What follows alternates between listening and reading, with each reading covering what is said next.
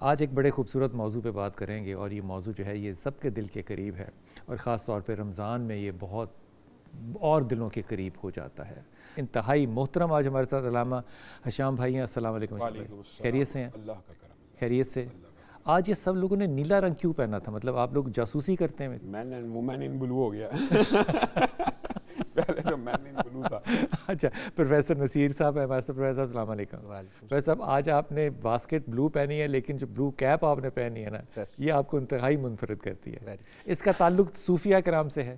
یقیناً ہے، لیکن میں اس نے بسم اللہ الرحمن الرحیم، ان کو خراج تحسین پیش کرنا چاہیے، ایسے لوگوں کو معاشرے کو سپورٹ کرنا چاہیے، اور رسول اللہ صلی اللہ علیہ وسلم اور اسلام پورے کا پورا دین اگر آپ دیکھیں، الذی خلق الموت والحیات لیبلوکم ایکم احسن عملا، اللہ تعالیٰ نے تو کہا موت اور حیات کو بھی اسی لیے پیدا کیا گیا کہ دیکھوں تم میں سے اچھے عمل کرنے والا کون ہے، اور اچھے اعمال میں سے سب سے بہترین عمل لوگوں کے کام آنا۔ انسان وہی ہے دنیا میں اچھا جو لوگوں کے کام ہے۔ رسول اللہ صلی اللہ علیہ وسلم یہ تو ایک بہت بڑا کام کر رہی ہیں۔ رسول اللہ صلی اللہ علیہ وسلم نے فرمایا خدمت انسانیت کے حوالے سے، یہ جو معاشرے کی خدمت کر رہی ہیں، یہ تو ان کے سارے پرابلمز اور مشکلات کو اپنے کندھوں کے اوپر، اپنے ہاتھوں کے اوپر لیے بیٹھی ہیں۔ رسول اللہ صلی اللہ علیہ وسلم نے فرمایا میں جنت پہ گیا اور میں نے وہاں پہ ایک ایسا شخص بھی دیکھا جس نے صرف راستے سے تکلیف دہ چیز کو ہٹایا، صرف راستے سے تکلیف دہ چیز کو ہٹایا۔ اور پھر رسول اللہ صلی اللہ علیہ وسلم ایک دن بیٹھے ہوئے ہیں اور آپ اپنے صحابہ کو کہتے ہیں کون ہے یہ میرا مہمان آیا ہے، کون ہے جو اس کی آج خاطر مدارت کرے گا۔ گھر سے پانی منگوایا، ظاہر ہے اور کچھ کھانے کو تھا ہی نہیں۔ رسول اللہ صلی اللہ علیہ وسلم کی زندگی جس طرح سادی تھی وہ سب کو علم۔ ابو طلحہ انصاری کھڑے ہو گئے، کہا میں کھلاؤں گا۔ گھر لے گئے تو بیوی نے کہا آپ کو پتہ نہیں ہے گھر میں کھانا۔ اس میں ایک جملہ میں نے بھی شامل کرنا ہے کہ بخاری شریف کی حدیث ہے، کوئی کھڑا ہو نہیں رہا تھا۔ ہاں جی، تو حضرت صحابی نے سوچا کہ کوئی کھڑا نہیں ہو رہا، تو ان کو پتہ نہیں تھا کہ گھر میں کچھ ہے کہ نہیں ہے، وہ توکل اللہ کھڑے ہو گئے۔ توکل اللہ کھڑے ہوئے، اور نہیں پھر بیوی نے کہا آپ کو پتہ نہیں تھا گھر میں کیا معاملات ہے، حامد کو پتہ ہی ہوتا ہے۔ تو ایسا کرتے ہیں کہ مہمان کو امبیرسمنٹ نہ ہو، آپ نے جان بوجھ کے چراغ کو ایسے چھیڑنا جیسے بجھ گیا غلطی سے، کیونکہ اگر ہم کھانا نہیں کھائیں گے تو مہمان بھوکا رہ جائے گا، وہ کہے گا آپ بھی کھائیں۔ تو کھانا اس وقت صرف ایک کا ہے، تو بچوں کو سلایا اور بچوں کو بھوکا سلایا کہ بچوں کو سلا دو، اور پھر چراغ بند کر کے آواز ایسے نکال دیں جیسے میں کھا رہا ہوں۔ اور رسول اللہ صلی اللہ علیہ وسلم نے اگلے دن ان سے پوچھا رات کو کیا ماجرا ہوا، کہا آپ کو کیا پتہ؟ یہ پھر جملہ بھول گئے آپ ایک، ہائے کیا میں آپ کا جملہ پورا کر رہا ہوں۔ جب آئے تو رسول پاک صلی اللہ علیہ وسلم مسکرا رہے تھے کہ اللہ تمہاری اس حرکت پہ مسکرا رہا۔ میں یہ بیان کرنے لگا تھا، رسول اللہ صلی اللہ علیہ وسلم نے فرمایا کہ اللہ نے مجھے اطلاع دیا کہ جب تم نے چراغ کو گل کیا تو اللہ عرش پہ مسکرا رہا تھا، اور اللہ نے مجھے خبر دی تو میں تمہاری آمد پہ مسکرا رہا ہوں، اور قرآن کی آیت نازل ہوئی۔ یہ وہ لوگ ہیں جو اپنی ذات سے زیادہ لوگوں کا خیال کرتے ہیں، حالانکہ اپنے پیٹ میں بھوک تھی لیکن لوگوں کا خیال رکھا۔ میں صرف ایک واقعہ میرے ذہن میں آ گیا آپ کی بات سے، آپ نے جو بات کی ہے، اور یہ بات بلال بھائی ہمارے معاشرے میں بھی ہونا چاہیے۔ جیسے آپ یہ سٹوری لے کے آئے ہیں نا، اس طرح عربی چینلز کے اوپر بھی سٹوریز آتی ہیں لوگوں کی۔ وہاں پہ ایک شخص نے اپنی ایک کہانی بتائی کہ مجھے خواب آیا، اور میں خواب میں دیکھتا کہ نمبر آ رہا ہے اس شخص کو عمرہ کراؤ، اس شخص کو عمرہ کراؤ۔ 3-4 دن آتا رہا، میں نے اگنور کیا۔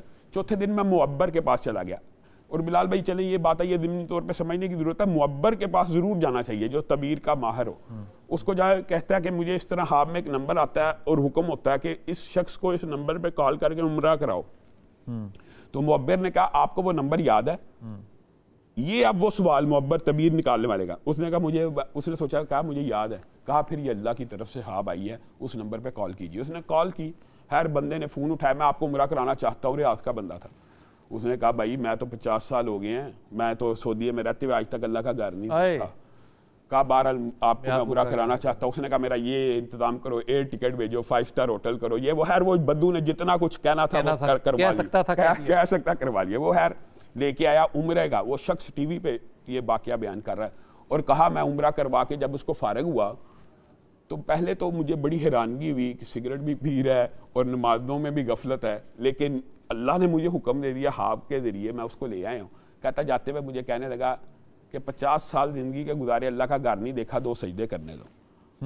کہا سجدے میں گیا، کافی دیر بیت گئی، میں نے ہلایا تو روح قبض ہو چکی ہوئی تھی۔ کہا پھر دفن کے بعد سارے انتظام. کہتا یہاں اب میرا ٹرننگ پوائنٹ تھا اور میں نے سوچا اس کے پیچھے ضرور کوئی کہانی ہے جو ہمارا آج کا موضوع ہے. کہا میں نے اس کی بیوی کو کال کی اور میں نے پوچھا کہ تیرے خاوند میں کیا ایسی خوبی تھی کہ اللہ نے کان سے پکڑ کے عمرہ کروایا اور سجدے میں اس کی روح کو قبض کیا. کہا نمازی بھی نہیں تھا, سگریٹ بھی پیتا تھا, کبھی روزہ رکھ لیتا تھا, کبھی نہیں تھا رکھتا, لیکن ایک خوبی تھی, جب میرے گھر میں راشن لے کے آتا تھا ساتھ ایک بیوہ رہتی تھی, اس کے گھر کے باہر بھی وہی راشن رکھتا تھا اور دروازہ کھٹکا دیتا تھا تو وہ بیوہ باہر نکل کے کہتی تھی اللہ تیرا خاتمہ بالخیر فرمائے. لگ گئی نا دعا. یتیموں کی کفالت کرتا تھا, بیوہ تھی نا, یتیم بچوں کے لیے کھانا لے کے آتا تھا تو اللہ تعالیٰ نے حالت احرام میں طواف کے اندر سجدے کے حالت میں, یہ آج کا واقعہ ہے. کیا رواداری ہیز ٹو بی ریڈیفائنڈ.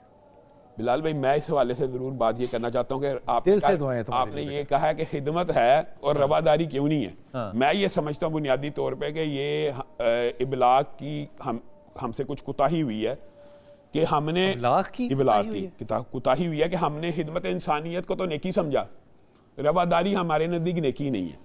یہ تربیت کی خرابی, ابلاغ کرنے میں, تبلیغ کرنے میں ابلاغی کمزوری رہ گئی نا. رواداری رسول اللہ صلی اللہ علیہ وسلم کی زندگی میں جیسے ہے, صرف رسول اللہ کی زندگی میں اگر میں کہوں نا تو کم از کم ایسے, ابھی آپ نے بات کی 25 سے زیادہ واقعات میرے دماغ میں آ گئے ہیں. رسول اللہ صلی اللہ علیہ وسلم اتنے روادار تھے بلال بھائی, آپ نے بھی سنے ہوں گے, اب مشہور واقعات ہیں کہ راہ چلتی کوئی دیوانہ اور مجنوں عورت رسول اللہ کا ہاتھ پکڑ کے کہتی نا میرے ساتھ اس کام چلو, رسول چل پڑتے تھے. اس کو رواداری کہتے ہیں. اور رسول اللہ صلی اللہ علیہ وسلم کی مسجد کے اندر یمامہ کا گورنر سمامہ آیا ہے. رواداری یہ ہے, ہم یہ سمجھتے ہیں کہ عقائد میں بندہ جتنا مرضی پختہ ہو لیکن معاملات میں اور زندگی میں رواداری ہونی چاہیے. کیسی؟ رسول اللہ صلی اللہ علیہ وسلم کی مسجد نبوی کے اندر یمامہ کا گورنر سمامہ آیا, ابھی مسلمان نہیں ہے, رسول اللہ صلی اللہ علیہ وسلم اس کے ساتھ جو معاملہ کر رہے ہیں اگر صرف ہم یہ مطالعہ کریں اس کو رواداری کرتے ہیں. اے اللہ کے بندے مجھے دیکھ ہی لے. اس ماما کہتے ہیں میں نہیں دیکھنا چاہتا, معاذ اللہ میری نظر میں آپ ایسے ہیں ایسے ہیں ایسے ہیں. صحابہ بے چین ہو گئے کہ یہ کیا بات کر رہا ہے. تو رسول اللہ صلی اللہ علیہ وسلم نے کہا اس کو آزاد کر دو. جب اس کو آزاد کیا تو سمامہ کہتے ہیں, خود آگے بیان کرتے ہیں کہ میں نے کہا رسول اللہ صرف مجھے دیکھنے کا ہی تو جرنیل ہیں, گورنر ہیں, یمامہ کے گورنر تھے اور گرفتار ہو کے آئے ہیں, تو رسول اللہ نے ان کو آزاد کر دیا. تو کہتے ہیں میں نے سوچا کہ ایک نظر رسول اللہ کے چہرے پہ پڑ ہی جائے تو کیا حرج ہے. کہتے ہیں بس پھر ایک نگاہ پہ ٹھہرا ہے فیصلہ دل کا.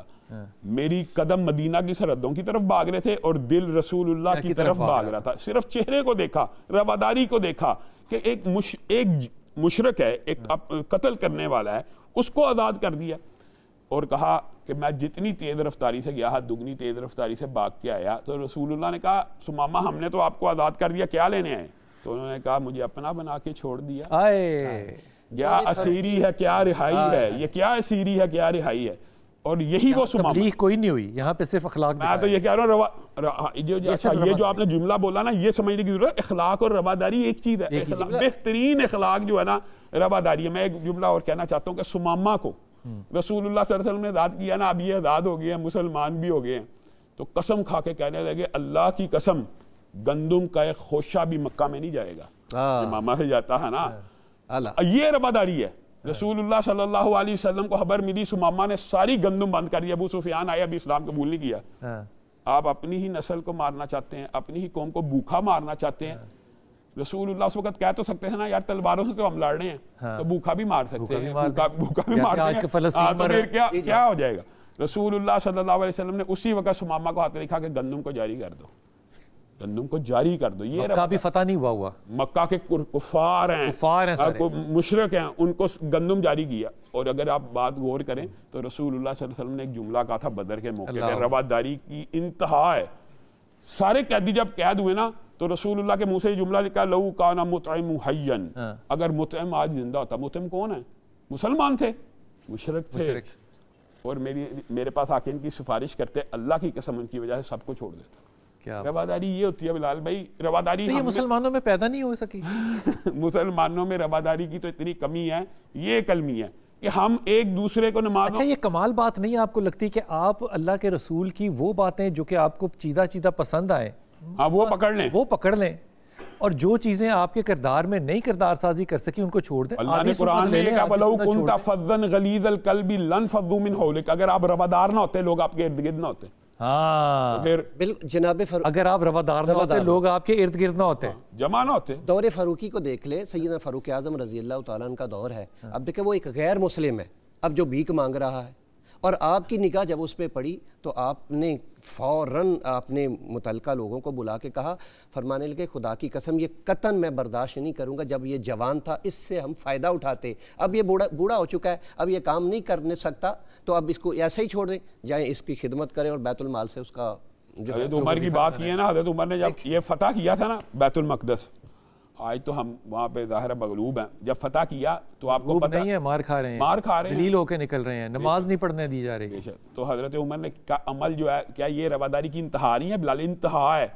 پادری کہہ رہا ہے، لاٹ پادری، کہ آپ نے مسجد اقصی میں بھی نماز پڑھ لی ہے، یہ جو گرجا ادھر بھی پڑھ لیجئے. اب ظاہر مفتو تھے، انہوں نے اکرام ان کو حضرت عمر کو بھیجا. حضرت عمر نے کہا کہ میں تیرے گرجے میں نماز ادا نہیں کروں گا، اس لیے ادا نہیں کروں گا کہ کہیں کو کل بعد میں آنے والے میرے لوگ یہ نہ کہیں یہاں پہ ہمارے امیر المومنین نے نماز کو پڑھا تھا اور وہ اس کے اوپر قبضہ کر. بلکہ قبلہ یہاں تک میں نے پڑھا ہے کہ ان کی عبادت کا وقت ہو گیا اور لوگ حضرت سیدنا فاروق اعظم کے ڈر کی وجہ سے اپنے گھروں سے نہیں نکلے تھے، اور آپ نے ذمہ دار سے پوچھا کہاں لوگ گئے؟ حضور آپ کے ڈر کی وجہ سے. آپ خود ان کے گرجے میں جا کے ٹل بجایا کہ نکلو. پھر اس عمل کو جب انہوں نے دیکھا، رواداری بلال بھائی دیکھیں، رواداری بین المسالک بھی ہونی چاہیے، بین المذاہب. رواداری ایک ایسی خوبی ہے، رویوں میں اگر رواداری ہو نا، رویوں میں عقیدہ آپ کا جو مرضی ہے، آپ کا عقیدہ جو مرضی ہے، آپ جتنا مرضی سخت عقیدہ اپنا کر لیں، لیکن معاشرتی معاملات میں رواداری ہونی چاہیے.